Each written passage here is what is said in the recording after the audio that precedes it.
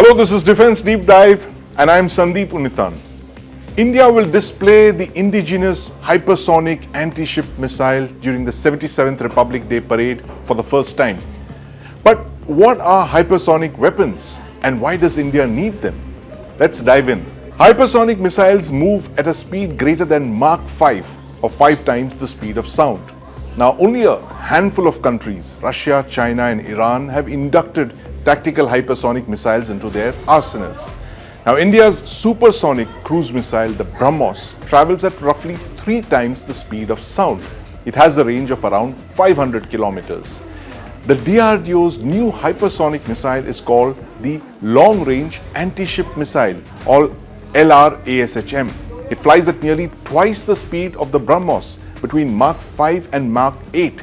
It has 3 times the range of the Brahmos and can be used to destroy high-value targets like aircraft carriers far out at sea. The LRAShM is a maneuvering ballistic missile. It takes off vertically and then skims the atmosphere and then releases a second stage hypersonic glide vehicle which flies towards a target at around 5 times the speed of sound, not more.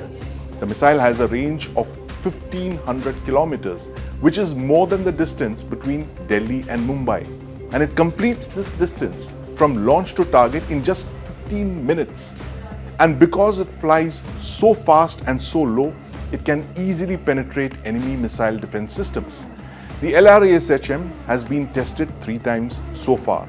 Now, further tests will see the integration of the missile seeker and the warhead before the missile is finally inducted into the Indian Navy by around 2028.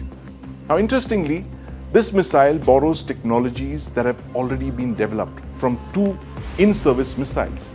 The solid rocket booster comes from the B-05 submarine-launched ballistic missiles used on the Arihant class nuclear submarines, and the seeker, that's the guidance component in the nose that detects and locks onto targets like warships, comes from the Brahmos missile. Now, the unit seen on Kartavya Path is the naval coast battery version of this hypersonic missile. It can be positioned at maritime choke points which support coastal defenses by limiting naval movements of their adversaries. This is called sea denial, or preventing the enemy from using the sea. Now, take for instance an anti-ship missile battery of this kind in the Andaman and Nicobar Islands can sink ships passing through the Malacca Straits.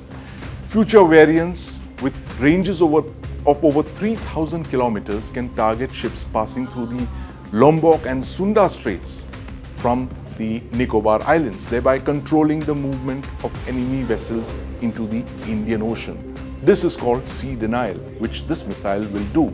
Besides longer range versions of this missile, the DRDO is also developing smaller variants which can be fitted onto Indian Navy warships using the existing Brahmos missile launcher. Now, other variants for the Air Force and Army are also believed to be in the pipeline. Now, these missiles can be used to destroy heavily protected high-value targets like command posts and airfields. The Brahmos missile, for instance, was inducted into service in the Indian Navy over 2 decades ago as an anti-ship missile. It was later acquired by the Indian Army and the Indian Air Force.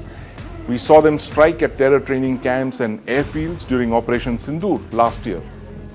The LRAShM is thus the potential successor to the Brahmos missile. It's a weapon that firmly ushers India into the hypersonic missile club.